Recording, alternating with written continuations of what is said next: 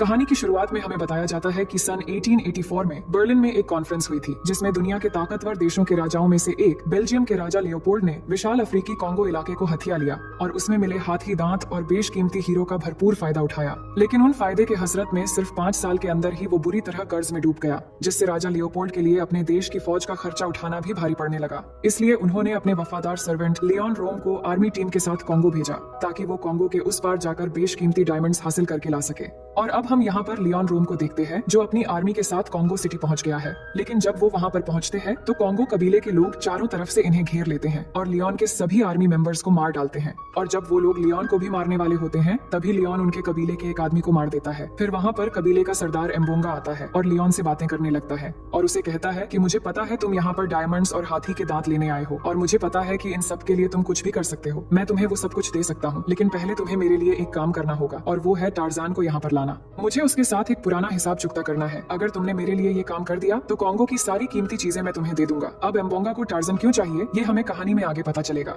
इसके बाद scene shift होता है और हमें इंग्लैंड के एक कॉन्फ्रेंस रूम को दिखाया जाता है, जहां हम टार्जन को देखते हैं। दरअसल टार्जन लेडी एलिस और क्लेटन का बेटा है, जो इंग्लैंड की ग्रेस्टोक रॉयल फैमिली से बिलोंग करता है। और अब यहाँ पर टार्जन का नाम जॉन क्लेटन है। अब यहाँ लंदन के प्राइम मिनिस्टर जॉन से कहते हैं कि आपके लिए बेल्जियम के राजा लियोपोल्ड की तरफ से एक इन्विटेशन आया है, जिसमें उन्होंने कहा है कि ग्रेस्टोक के वारिस मिस्टर जॉन क्लेटन अफ्रीका के कॉन्गो सिटी में जाकर वहाँ के हालातों को देखें और बेल्जियम के साथ एक नया बिजनेस डील करें। लेकिन ये सुनकर जॉन अफ्रीका जाने से मना कर देता है और प्राइम मिनिस्टर से कहता है कि राजा लियोपोल्ड को मेरी तरफ से एक माफीनामा भेज देना। जिसके बाद जॉन यहाँ से जाने लगता है तो मिस्टर जॉर्ज विलियम, जो यूएसए का एक खास आदमी होता है, वो जॉन से आकर मिलता है और कहता है कि आपको वहाँ जाना चाहिए, क्योंकि मुझे लगता है कि बेल्जियम के राजा लियोपोल्ड ने अमेरिका के जरिए अफ्रीका के कॉन्गो सिटी हथियाने के बाद सारी दुनिया से वो कुछ राज छुपा रहे हैं। उन्होंने अपने देश के सारे पैसे रेल लाइन बिछाने में खर्च कर दिया है और अब वो शायद कॉन्गो वासी से गुलामी करवाने का प्लान बना रहा है। और आपके बचपन भी तो उस जगह पर ही बीता है, इसलिए आपको अपने लोगों के बीच फिर से एक बार जाना चाहिए और उन्हें समझना चाहिए। और वहाँ मैं भी आपके साथ जाऊंगा, क्योंकि मैंने अपने जीवन के काफी वक्त जंगल में ही गुजारा है।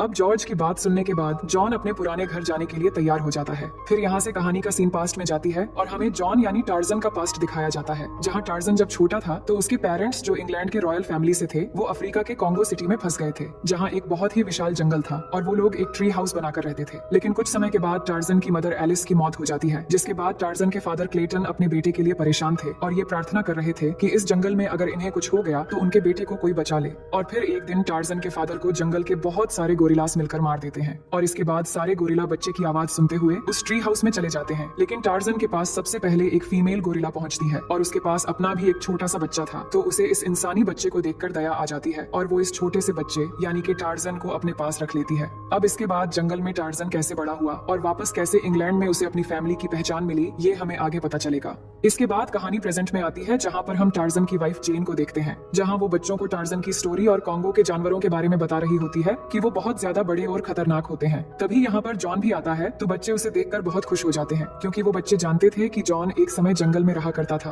अब आगे हम देखते हैं कि जेन को ये बात पता चलती है कि जॉन दोबारा अपने घर कॉन्गो जा रहा है और अब वो भी जॉन के साथ जाना चाहती है। लेकिन जॉन उसे मना करता है और उसे कहता है कि वहाँ पर एक एम्बोंगा नाम का कबीला है जो मेरे पीछे पड़ा है और तुम्हारे वहाँ जाने से तुम्हें खतरा हो सकता है। लेकिन जेन नहीं मानती और उसके जिद करने पर जॉन आखिर में मान जाता है। इसके बाद सीन शिफ्ट होकर कहानी फिर से जॉन के पास्ट में जाता है, जहाँ हम देखते हैं कि जॉन यानी टार्जन अब थोड़ा बड़ा हो चुका था और वो उसी फीमेल गोरिल्ला के साथ रहता था जो उसे बिल्कुल अपने बच्चों की तरह ख्याल रखती थी। लेकिन एक दिन वहाँ गोरिल्ला का लीडर आकर टार्जन को मारने के लिए उसे भगाने लगता है, पर आखिर में वो टार्जन को नहीं मारता, जिसके बाद सब गोरिल्ला टार्जन को अपने एक और भाई की तरह मान लिया था और फिर वहाँ टार्जन का पूरा बचपन अपने भाइयों के साथ ही गुजरा था। अब प्रेजेंट में हम जॉन को देखते हैं, जो अपने बचपन के कपड़े और चीजों को देख रहा था और वो अपने फादर के एक डायरी को भी खोलकर देखता है, जिसमें लिखा होता है कि जॉन मेरे बेटे, तुम ग्रेस्टोक के वारिस हो, हमारे आने वाला कल। इंग्लैंड तुम्हारा असली घर है ना कि ये भयानक जंगल। अगर मैं मर गया तो दुआ करता हूँ कि कोई तुम्हें बचा ले। ये डायरी असल में जॉन के फादर ने तब लिखी थी जब वो अपने परिवार के साथ जंगल में फंस गए थे और जॉन एक छोटा बच्चा था। और इन्हीं चीजों के जरिए ये साबित होता है कि टार्जन एक ग्रेस्टोक फैमिली यानी शाही खानदान से बिलोंग करता है। इसके बाद हम देखते हैं कि जॉन जेन और जॉर्ज को लेकर कॉन्गो सिटी की तरफ निकल पड़ता है और टार्जन जब वहाँ पर पहुँचता है तो सबसे पहले उसके पास कुछ लायंस आते हैं और वो टार्जन टार्जन से ऐसे मिलते हैं जैसे कि वो उसे वेलकम कर रहे हो। वहीं जॉर्ज ये सब बहुत ही हैरानी से देख रहा था, तो जेन उसे बताती है कि ये लायंस टार्जन को बचपन से जानते हैं। दूसरी तरफ हम देखते हैं जहाँ पर एक बैंकर ने बेल्जियम के राजा को बहुत ज्यादा पैसे उधार दिए थे और अब लियोन उस बैंकर को एक हीरा दिखाता है और कहता है कि कॉन्गो से हमें जल्द ही ऐसे ही बहुत सारे हीरे और कीमती चीजें मिलने वाले हैं। हम जल्द ही तुम्हारे पैसे वापस कर देंगे और इसलिए हमें बस और एक हेल्प की जरूरत है। आपको कम से कम 20,000 बाड़े के हत्यारे कॉन्गो सिटी में भेजना होगा। जिस पर बैंकर कहता है कि ठीक है, लेकिन अगर तुमने जल्द ही हमारे पैसे वापस नहीं किए तो हम कॉन्गो को टेक ओवर कर लेंगे। जिस पर लियोन उसे प्रॉमिस करता है कि मैं सारी चीजें बहुत जल्द ठीक कर दूंगा। दूसरी तरफ हम टार्जन, जेन और जॉर्ज को देखते हैं जो कूबा कबीले पहुंच गए थे और ये वो कबीला है जिनके बीच जेन बड़ी हुई थी। जेन के फादर एक प्रोफेसर थे और वो सभी कबीले के लोगों को लिखना और पढ़ना सिखाया करते थे। अब यहाँ पर सभी कबीले के लोग टार्जन और जेन से मिलकर बहुत खुश होते हैं और नाचते गाते हुए उनकी स्वागत करते हैं। फिर रात को सभी लोग टार्जन की स्टोरी सुना रहे थे और यहीं पर बैठे हुए टार्जन अपने पास्ट को याद करता है, जहाँ पर हम देखते हैं कि टार्जन अब जवान हो चुका था और कैसे वो जंगल में जानवरों के बीच रहा करता था और उसकी गोरिल्ला माँ अभी भी उसका ख्याल रखती थी और उसका गोरिल्ला भाई अकूट उसका बहुत इज्जत और प्यार करता था। और वो ये बात भी याद करता है कि कैसे वो जेन से मिला था। जेन जंगल में जब कबीले के बच्चों के साथ खेल रही थी तब यहीं पर पहली बार जेन टार्जन को देखती है और टार्जन भी पहली बार एक ऐसे इंसान देखता है जो बहुत ही खूबसूरत है। वो जेन के पास आकर उसे अजीब तरह से सूंघने लगता है, पर जेन थोड़ा घबरा जाती है तो टार्जन वहाँ से चला जाता है। लेकिन जेन उसे ढूंढते हुए जंगल के एकदम बीच चली जाती है और तभी एक गोरिल्ला आता है जो जेन को मारने वाला होता है। लेकिन टार्जन जेन को कवर कर लेता है और उसे बचाने के लिए गोरिल्ला का सारा मार अपने ऊपर ले लेता है, जिससे टार्जन बहुत ज्यादा जख्मी हो जाता है। तो कूबा कबीले की मदद से जेन उसे रेस्क्यू करवा लेती है और कूबा कबीले के सरदार मूवीरो टार्जन की असलियत जानते थे क्योंकि वो इस जंगल में सबसे अलग था और इसी कूबा कबीले के जरिए ही टार्जन को आखिर में अपनी फैमिली की पहचान मिली थी। इसके बाद हम कहानी के प्रेजेंट में देखते हैं जहाँ लियोन अपनी पूरी आर्मी को कूबा कबीले पर ले आता है और सबके ऊपर बंदूक तानकर कूबा कबीले के सरदार मूवीरो को झुकने के लिए बोलता है, लेकिन मूवीरो झुकने से मना कर देता है। वहीं टार्जन ये सब देखकर मूवीरो को बचाने के लिए आ रहा होता है, लेकिन तभी लियोन के आदमी टार्जन को रस्सी से जकड़ लेते हैं और इधर लियोन मूवीरो को शूट कर देता है। अब यहाँ पर लियोन असल में सिर्फ टार्जन को लेने आया था क्योंकि उसने कॉन्गो कबीले के सरदार एम्बोंगा से वादा किया था कि वो टार्जन को उसके हवाले करेगा। इसके बाद वो टार्जन के साथ जेन और कबीले के कुछ हट्टे कट्टे लोगों को भी बंदी बनाकर ले जाने लगता है। अब जब लियोन इनको लेकर जा रहा था तो पीछे से जॉर्ज फायरिंग करना शुरू कर देता है, जिससे टार्जन जाल से छूट जाता है, लेकिन वो लोग जेन और बाकी लोगों को ले जाने में कामयाब हो जाते हैं। अब हम अगली सुबह का सीन देखते हैं जहाँ टार्जन को ये बात पता थी कि लियोन जेन को कहाँ ले जाएगा, लेकिन वो रास्ता बहुत ज्यादा लंबा था, इसलिए वो बाकी बचे कबीले के कुछ लोगों के साथ प्लानिंग करता है कि उन्हें ट्रेन की हेल्प लेकर वहाँ तक पहुँचना पड़ेगा। लेकिन अब जॉर्ज भी टार्जन को कहता है कि मैं भी तुम्हारे साथ चलूंगा, पर टार्जन उस पर गुस्सा हो जाता है और कहता है कि ये सब तुम्हारी वजह से हुआ है, तुमने ही मुझे यहाँ पर आने के लिए कहा था और तुम्हारी वजह से मेरी वाइफ जेन आज मुसीबत में है। दूसरी तरफ हम लियोन को देखते हैं जहाँ वो जेन और बाकी लोगों को एक बड़े बोट से ले जा रहा होता है और वहाँ जेन को बताता है कि टार्जन को राजा लियोपोल्ड की तरफ से जो इन्विटेशन गया था वो हम लोगों ने ही भिजवाया था ताकि टार्जन यहाँ पर आ जाए, जिसके बाद हम उसे पकड़कर कॉन्गो कबीले के हवाले कर दें। वो कबीला शायद टार्जन को जान से मार देने वाला है, इससे हमें कोई फर्क नहीं पड़ता, लेकिन इस काम से हमें बहुत सारी कीमती चीजें कॉन्गो से मिलने वाले हैं और अब तुम हमारे कब्जे में हो तो वो जरूर हमें ढूंढते हुए आएगा। इस पर जेन कहती है कि तुम्हें शायद अंदाजा नहीं होगा कि टार्जन को बुलाकर तुमने अपनी लाइफ की सबसे बड़ी गलती की है।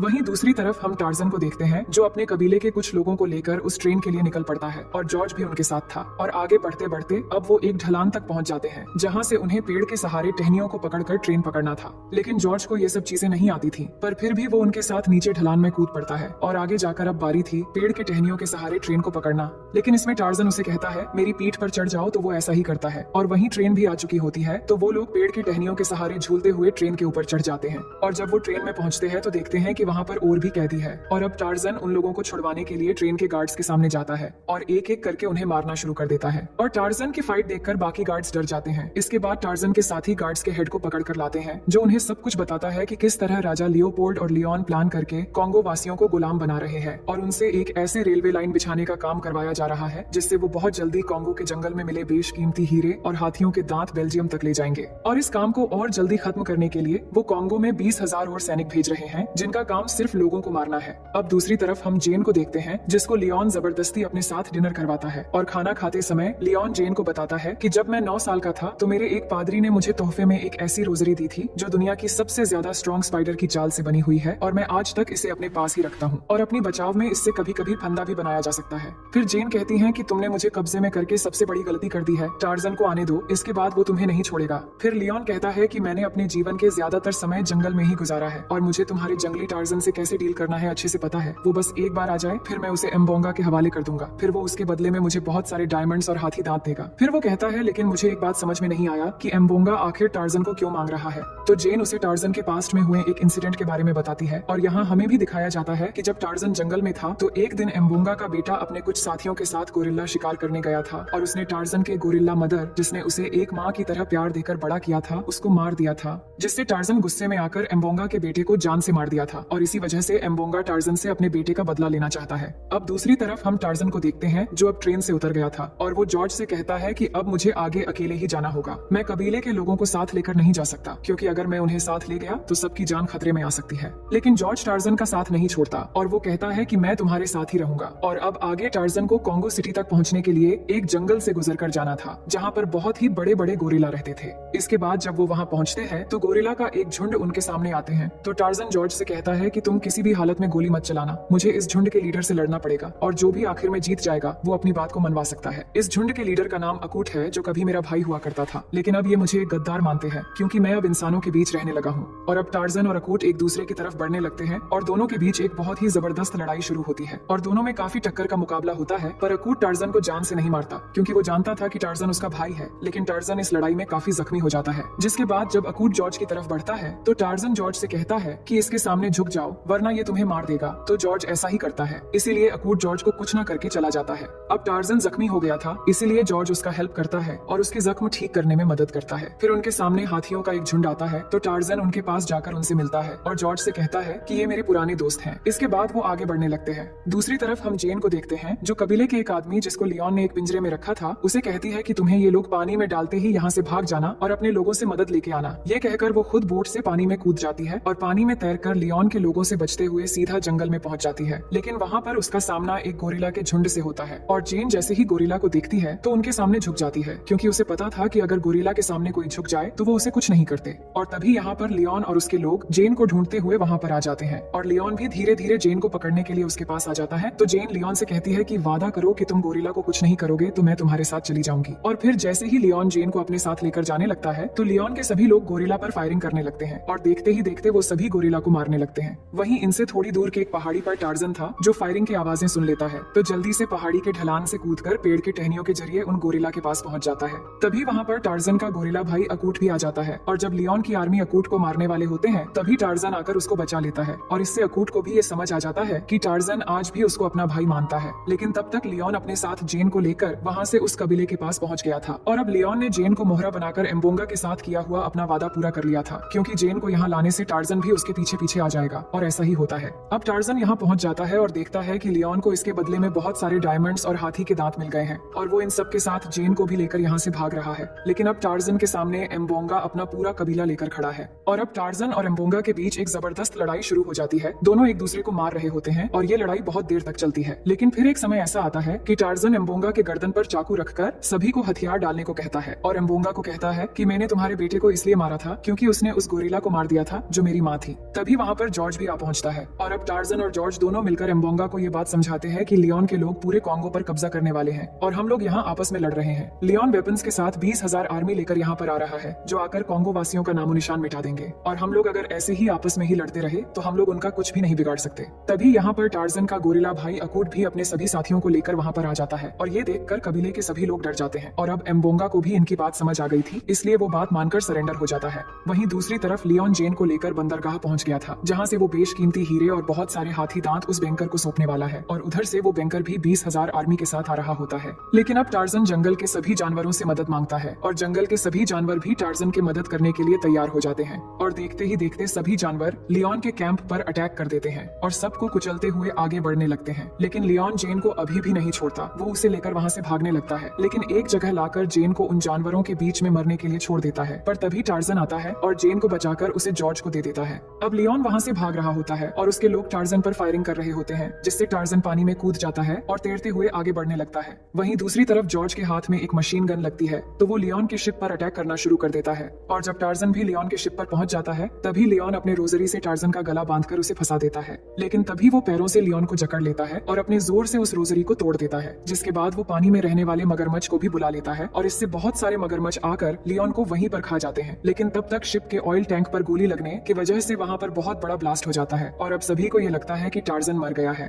और दूसरी तरफ बैंकर जो 20,000 आर्मी लेकर आ रहा था, वो ये बॉम्ब ब्लास्ट देखकर पीछे मुड़ने का फैसला कर लेता है और अपने लोगों को कहता है कि हम कॉन्गो कबीले के लोगों के साथ किसी भी झंझट में नहीं पड़ना चाहते, इन लोगों से हम जीत नहीं सकते, इसलिए सभी शिप्स घुमाओ और वापस चलो। वहीं दूसरी तरफ हम देखते हैं कि टार्जन को कुछ भी नहीं हुआ था और यहाँ कबीले के सभी लोग खुशी से झूम रहे थे क्योंकि वो ये लड़ाई जीत चुके थे और आजाद हो गए थे। और अब यहाँ जॉर्ज भी टार्जन से मिलता है। अब आगे हम देखते हैं कि जॉर्ज सारा डाटा लेकर दोबारा इंग्लैंड आ जाता है और बेल्जियम के राजा पर एलिगेशंस लगाता है कि उन्होंने कैसे कॉन्गो को तबाह करने और वहाँ के लोगों को नाजायज तरीके से गुलाम बनाने की कोशिश की और बहुत मुश्किलों के बाद टार्जन ने सभी लोगों को आजाद करवा दिया है। फिर हम 1 साल बाद का सीन देखते हैं कि टार्जन एक रॉयल फैमिली से होने के बाद भी वो अब अफ्रीका के कॉन्गो सिटी में अपने कबीले वालों के साथ रहता है और यहीं पर अब टार्जन को एक बेटा भी होता है जिससे सभी कबीले वाले खुशी से नाच और गा रहे होते हैं। और इसी के साथ टार्जन की ये शानदार कहानी यहीं पर खत्म करती हूँ कि ये कहानी आपको बेहद पसंद आई होगी और अगर आप मेरे चैनल में नए हैं तो वीडियो को लाइक करके चैनल को सब्सक्राइब कर लीजिए।